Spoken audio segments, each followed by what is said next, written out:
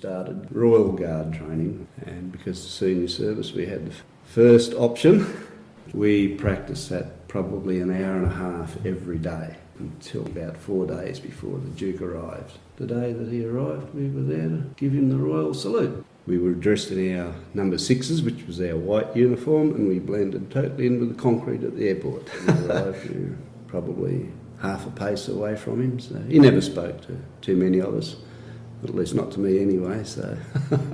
But I was responsible for looking after all the visitors that come along, including the Duke. Shook hands with the Duke of Edinburgh, didn't wash my hands for a week, and now I couldn't give a damn about it. The major experience I remember was the absolute disaster of the rehearsal for the arrival of the Duke.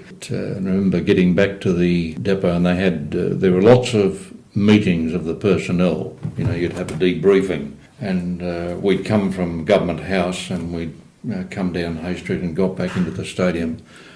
Colonel Murdoch was conducting the debriefing, and he told us in no uncertain terms that we were 17 minutes late. And when we actually come from Government House next time, you will be on time. The amount of people that were on the roadside from Government House to Perry Lake Stadium, down Hay Street and the adjoining streets, it was just packed. When we got to the stadium, that was absolutely packed. When royalty was in a royal procession, there'd be the same number of riders, but they would outriders and security and all these things which would take up miles. And you'd have police motorcycles driving in front of them, holding the crowds back and making it all clear. We would be escorting Prince Phillip to and from the games, and we, of course, as he's royalty, we had to sit up like Jack. One case, he was going down St George's Terrace, and my wife had a 4-year-old boy on her shoulders at Milligan Street, and the police horses, they always looked beautiful. These were magnificent, dappled horses, and they would lead the procession, followed by the front echelon, and then the royal cars. But I was in the back echelon this day, and as we went through Milligan Street, a kid yelled out, "There's my dad," and the Prince Philip and everybody else turned around to see. It was my son Tim pointing at me. So it was wonderful because I overtook the royal car. They thought it was wonderful, pointing at me and clapping. We were at a big function at the Cottesloe Civic Centre for the Duke of Edinburgh, and my wife had a baby on the 27th of October, and she had to get home to feed the baby, and so we were quietly sort of sneaking our way to get to the gate, and the Duke was over there talking to some people, and he spotted us and he left them and came across to us. And he said, "Oh, leaving early, are you?"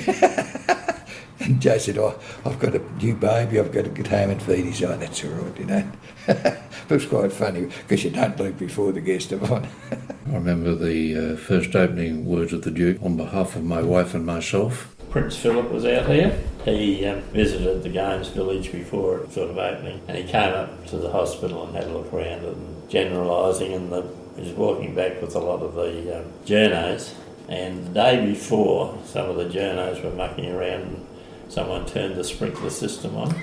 And he says, "Don't you bloody turn those sprinklers on." He'd only recently got into trouble in England for turning a hose on a reporter, and because the Games Village was very new, they were trying to get grass to grow, so they had sprinklers running day and night. And they had men standing at all the taps to turn them off and make sure nobody turned them on when the Duke arrived.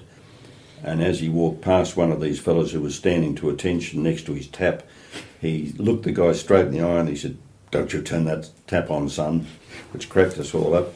There was some trouble on one particular day, and it just happened to be the day that His Royal Highness visited the Results Recording Centre, when they were having problems with the teleprinters and things were not going well at all. But from an overall view, it went very, very smoothly. I can remember, and that's the first brush I've had with royalty. I can remember at the wrestling, there was going to be a half an hour break. So I thought, I'll go and stretch my legs. So strolling up King's Park, and I saw this fellow in front of me with his hands behind his back, clasping his thumbs, and I thought, that stance is familiar. And when I drew level, it was the Duke of Edinburgh. Meeting Prince Philip, he went around and shook hands with everybody. He didn't shake hands with me. But if you happened to be nearest the door, then he would shake hands. And we had some laughs out of this. We went to the Royal Garden Party don't you? I think I'll become a Republican. Oh, God, that was shocking. Well, we got invited along.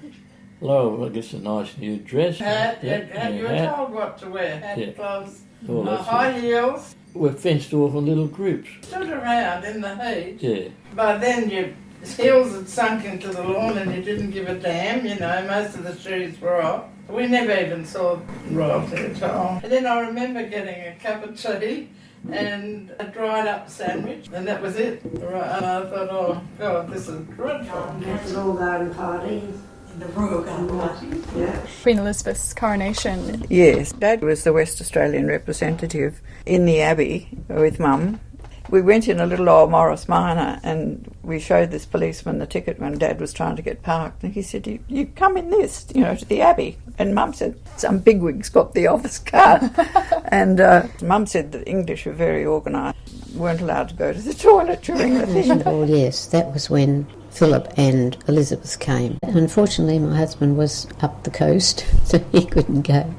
But his younger brother partnered me, and my sister went as well. And it was down at the university grounds, of course, which was lovely. We had beautiful frocks, or we thought we did, and I wore a tiara, which I still have. And eventually my frock became a fancy dress one for my daughter. She went as a lavender lady. It was pretty special because we didn't do anything else much. That was with the Distinguished Flying Cross, yes. When it was awarded, we were given a choice of either staying in England for 3 months to be presented by the King, or come back in Australia and maybe be presented by the Governor-General. So I decided to stay. I was marching for the Red Cross. I carried the flag for the Red Cross. So I marched in front of the Queen. But I can't remember what the health problem was, but everybody had to wear gloves. Not polio, but something like that was around. Oh, yes, yes. And, so if you were introduced to the Queen, yeah, you had to wear gloves. She always had her gloves on as well. Ah, right. Apparently it was just, spread by hand. When the Queen came out in 1974, I arranged the state escort services for that in conjunction with the Commonwealth. It was very interesting. Yes, I did get an award at the end of the tour, the member of the Royal Victorian Order, which the Queen gave personally when we were, just before she left, the Britannia was here and we went onto the ship, and I got the award on the boat. Prince Phillip at the Empire Games in '62, we were down at the Scarborough Beach surf life-saving demonstration that they put on for him. And when two of the rowboats went over the top of each other, Prince Phillip ran down the beach to check on the chaps in the boats to see that they were all okay. And all the security blokes in their suits were running around the beach trying to keep up with him. And it just looked so funny, all these men in their suits down on a beach with all the surf blokes in their bathers. And I managed to get a photo of him coming up the steps after that. I was lucky I got a snap. But other than that, that was all my royalty.